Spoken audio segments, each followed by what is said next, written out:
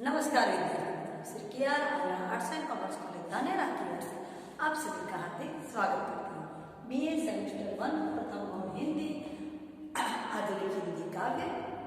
मित्रों, जैसे मैंने आपको पहले ही बताया है, अब मैं बताती हूँ कि आपकी जो किताब की गैर हाजिरी में मुझे आपको जो पढ़ाना है, इसके लिए मैं कुछ कविताएं छोड़ी थी जो मिलती है वो बता देती हूँ। वैसे पूरी की पूरी सभी करूँगी, कोई बाकी नहीं रहेगी, अधिकांश कविता पूरी होने आई है। अब ये पढ़ा दूंगी आज, इसके बाद आपको दो ही कविताएं बाकी रहेगी, 2 या 3 वो पूरी कर दूंगी, कोई बाकी नहीं। पर मैंने आपको बताया वैसे जो आपकी माखनलाल चतुर्वेदी की एक कविता आपने पढ़ी थी पहले, जैसे वैसे लेखन गुप्त की 2 थी, दोनों वर प्रेम बनता है, मनुष्य धर्म बाकी था, वो मैंने नेट में सर्च करके ढूंढ कर आपको पढ़ाया। अब आपकी जो माखनलाल की भी 2 कविताएं अभ्यास करनी थी, कैदी और कोकिल और भारतीय विद्यार्थी। मित्रों, भारतीय विद्यार्थी को मैंने काफी सर्च किया, आपको नहीं मिल पाई, तो इसीलिए मेरे पास जो कुछ पंक्तियां हैं उसको और उसके भावार्थ को सीधा आपको समझा दूंगा, तो उसमें से आपको प्रश्न भी आ जाएगा, ये भी आपको हो जाएगा, तो आपको पेपर 1 का सिलेबस भी पूरा हो जाएगा। कोई भी आपको जहाँ तक हो सके मैं बाकी नहीं रखूँगी। और असाइनमेंट के लिए आपको प्रश्न होता है तो जो वीडियो है देख लीजिए मित्रों। और इसके अलावा भी आपको बताती हूँ कि आप लोग बनाते ज़्यादा उसमें से उसका मटेरियल प्राप्त कर लीजिए और प्रश्न के जवाब लिखिए। जब आप थोड़ा सा ध्यान से लिखेंगे तो दोनों तरीके से काम है, इसीलिए मैंने आपको ये डिस्ट्रीब्यूटिव ऑब्जेक्टिव दोनों दिया है कि जैसे भी परीक्षा ली जाए आप सफलता से प्राप्त कर सकें। तो अब देखो मित्रों, भारतीय विद्यार्थी स्वाभाविक रूप से विद्यार्थी तो होते हैं, पर भारतीय यहाँ पर माखनलाल चतुर्वेदी जो को हिंदी साहित्य में मित्रों एक भारतीय आत्मा,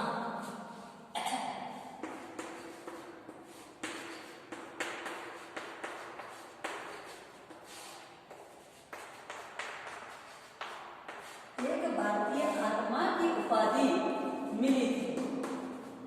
क्योंकि माखनलाल चतुर्वेदी को हिंदी साहित्य में भारतीय आत्मा की उपाधि मिली। तो मित्रों, भारतीय आत्मा को सोचो कि हम सब भी भारतीय थे, पर भारत देश के प्रति अपनी निष्ठा और अपनी जो कार्य करने की शैली के कारण कहा जाता है कि उनके पिताजी भी स्कूल में शिक्षक थे और उनको भी उनके चाचा जी ने भी पंडित जी बनकर सेवा पूजा करने की कही, तो उन्होंने साफ इनकार करके पास वाले गांव में जाकर वो शिक्षक का कार्य करने लगे। क्या जाता है कि जब वो स्कूल में पढ़ाते थे तब आसपास के 10-12 गांव के विद्यार्थी वहां पढ़ने आते थे।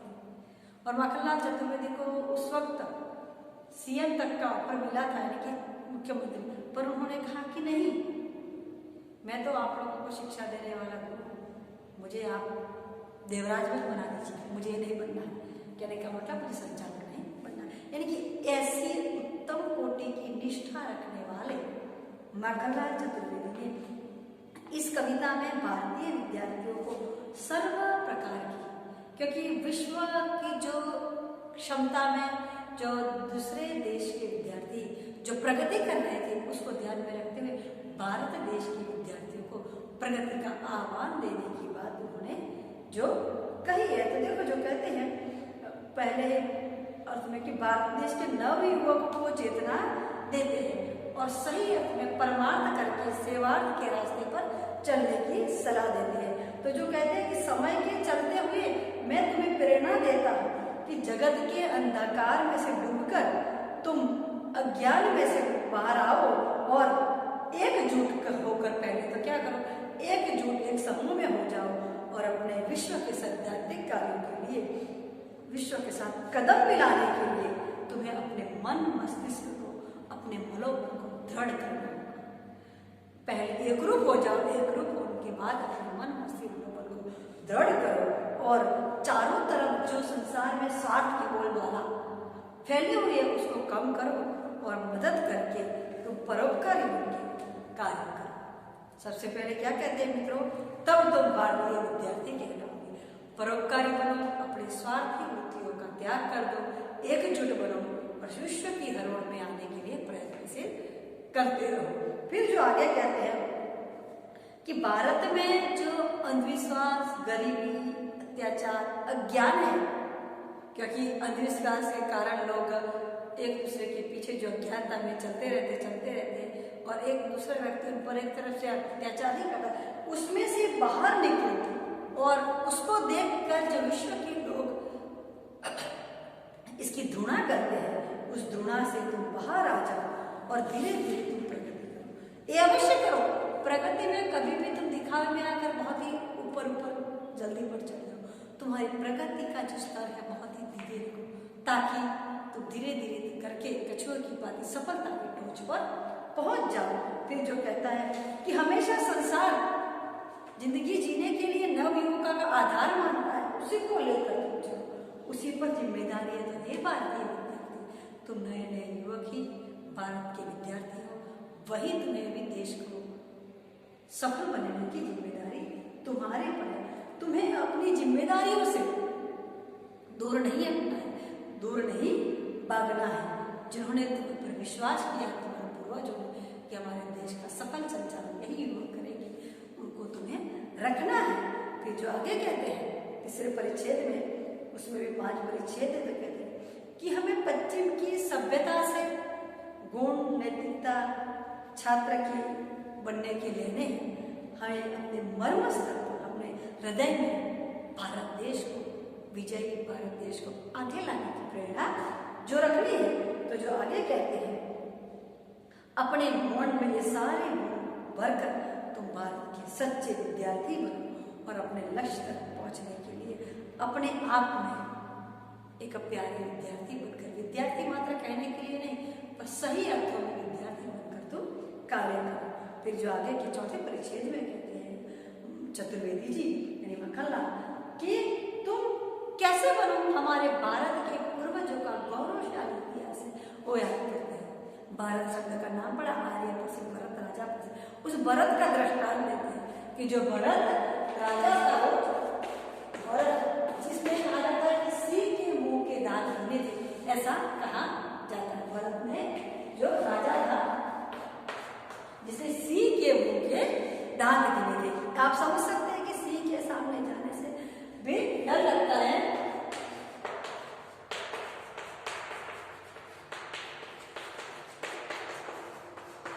ऐसे सिंह के मुंह के दांत गिनने वाला पराक्रमी राजा भरत, उसके जैसे तो पराक्रमी गौरवशाली बनो।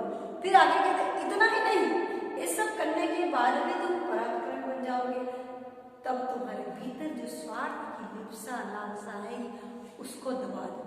क्यों दबा दिया कहते हैं? क्योंकि तुम अपना मातृ प्रेम नहीं रखोगे, अपने भाइयों के प्रति प्रेम नहीं रखोगे, अपने आप से रिश्तों में लगाव नहीं रखोगे, तो तुम्हारा इतना समर्थ शक्तिशाली बनने के साथ भी चलेगा। इसलिए दूसरे पद में कहते हैं, दूसरे अर्थ में कहते हैं आगे की पंक्ति में कि तुम्हें क्या बनना है, तुम्हें राम के भाई भरत के जैसा। यहाँ पे भरत पर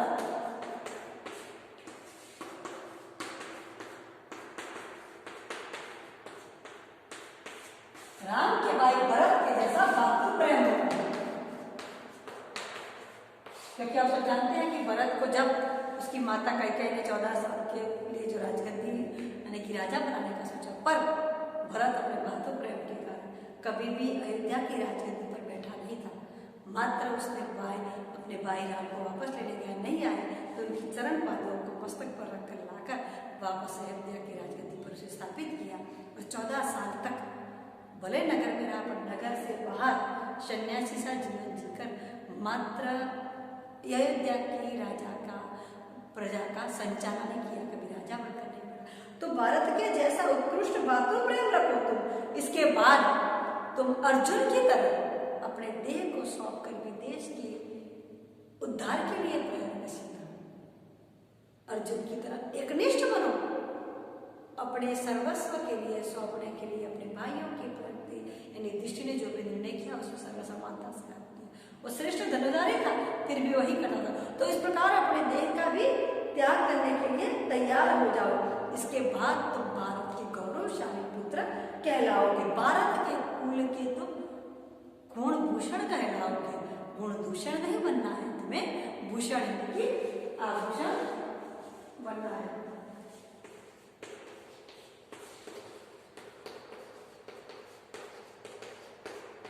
भारत वर्ष के तुम्हें आभूषण बनना है, गहना बनना है, दूषण बुराई नहीं बननी है। उसके भीतर तुम्हारे भीतर की कमजोरियां त्रुटियां इसे तुम उन दूर कर दो और प्रेम से सच्चे भारतीय विद्यार्थी बनो। और पांचवें और अंतिम परिच्छेद में कहते हैं कि बल व शक्ति के मिले भारत माता की विनती है कि अपने पुत्रों को मैं बल और शक्ति मिले। जो भारत के जो प्रधानता वीरता की बात करते हैं उन्होंने भरत राजा सिंह के दांत गिनने वाले और भरत की बात कही। इसके बाद तुम अपनी शक्ति से, अपनी वीरता से, अपने बल से विश्व को चकित कर दो। विश्व में तुम्हारी प्रेरणादायी कहानियां बनी लिखी जाए, ऐसे तुम बन जाओ। तुम सब पर दया करो।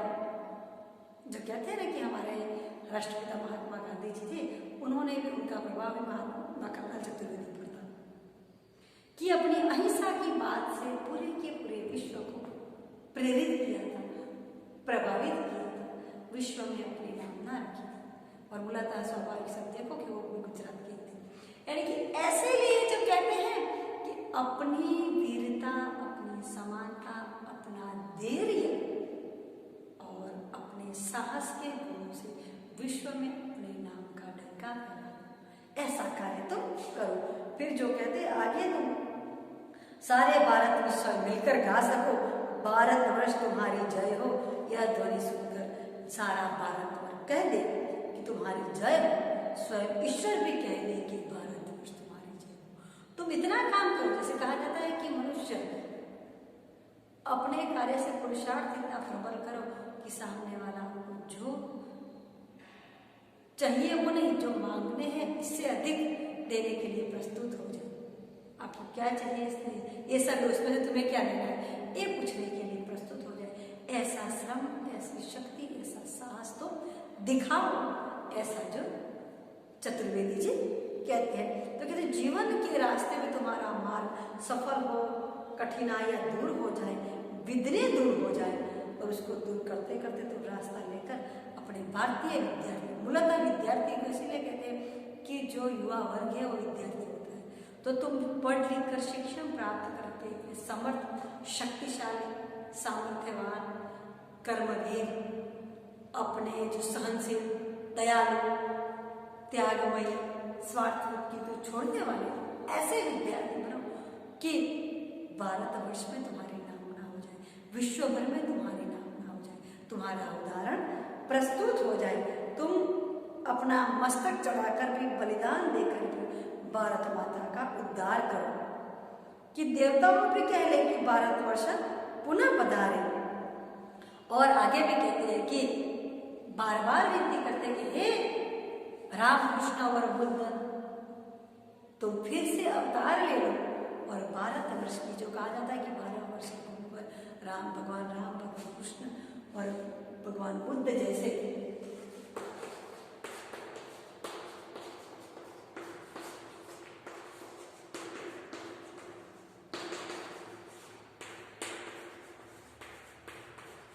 भगवान राम, कृष्ण, बुद्ध जैसे युग पुरुष का जन्म हुआ था, ऐसी भारत की